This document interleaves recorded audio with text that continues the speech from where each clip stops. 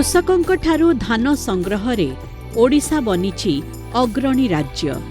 राज्य समवाय विभागर प्रत्यक्ष तत्वावधान एवं प्राथमिक कृषि समवाय समिति पैक्स और लैंप्स रो बलिष्ठ और निरंतर उद्यम माध्यम रे कृषक माने किभली धानर उचित मूल्य पाइबे ताहा सुनिश्चित करिसंती लोकंक सरकार। लोकप्रिय मुख्यमंत्री मोहन चरण माझींक नेतृत्व रे ओडिशा एबे भारतर अग्रणी धान उत्पादनकारी राज्य भावे प्रतिष्ठा लाभ करिछि, जेउठी लक्ष लक्ष कृषक परिवार सेमानक जीविका पाई समयोचित एवं सुनिश्चित धान विक्रय उपरे निर्भर करुछंती। कृषक मानक पाई धानर उचित मूल्य, सेमानक आयर सुरक्षा एवं आर्थिक स्थिरता सुनिश्चित करि पारिछंती राज्य सरकार। आम जिले में 1,21,181 चाषी पंजीकरण करिसेंती एवं पंजीकरण परे तांकर वेरिफिकेशन एवं सबकिछि सरला परे तांको पाखक टोकन आछि। से टोकन अनुसार से माने मंडी को धान आनिचंती।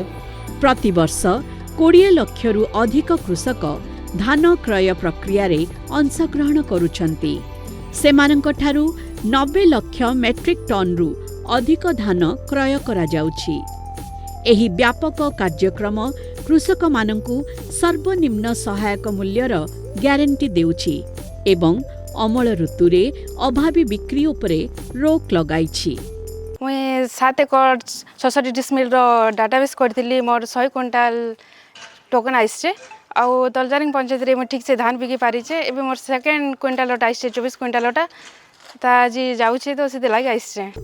ओडिसा रे धान क्रय मुख्यतः पैक्स एवं लैंप्स माध्यम रे करा जाउछि, जहाकी चाषी मानकर निजस्व अनुष्ठान।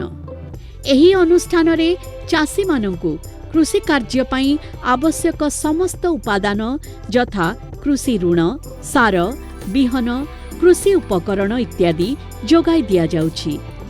एही समस्त व्यवस्था सहित उत्पादित कृषि द्रव्यर विपणन को सहज करिबा पई समवाय समिति धान क्रय प्रक्रिया रे मध्य बलिष्ठ भावे अंशग्रहण करुछि। चाषी मानक ठारू सीधा सड़क उभय खरीफ एवं रबी ऋतुरे एही धान किना जाउछि। एही व्यवस्था माध्यम रे खरीफ ऋतुरे 17 लाख रु अधिक कृषक उपकृत हेउथबा बेले रबी ऋतुरे प्राय 3 लाख कृषक उपकृत हेउछंती।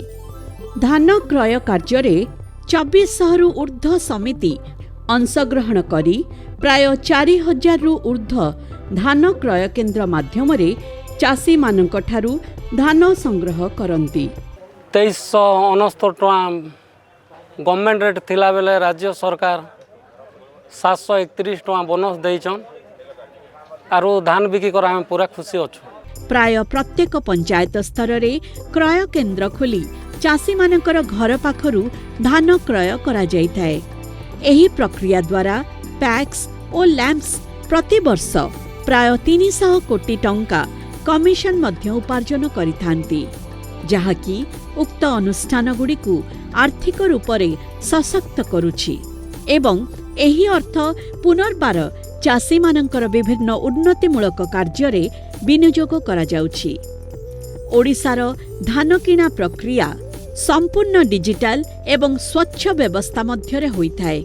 कृषक माने धान बिक्री करिवार 48 घंटा मध्य रे सेमानक बैंक अकाउंट रे सीधा सड़क टंका पाई जांती।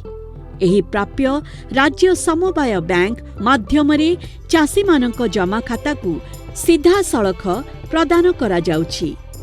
एभली प्रजुक्ति विद्या परिचालित धान किणा व्यवस्था ओडिशा को स्वच्छ एवं दक्ष धान क्रय राज्य भावे जातीय स्तर रे अग्रणी करि पारिछि एवं राज्यर समवाय इकोसिस्टम एथिरे अग्रणी भूमिका निर्वाह करुछि।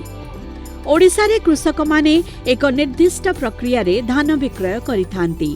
प्रथमे पैक्स किंबा लैंप्स रे कृषकंक ऑनलाइन पंजीकरण हुए, जहाँ आधार प्रमाणीकरण माध्यम रे कृषकंक उपस्थिति रे करा जाइथाय।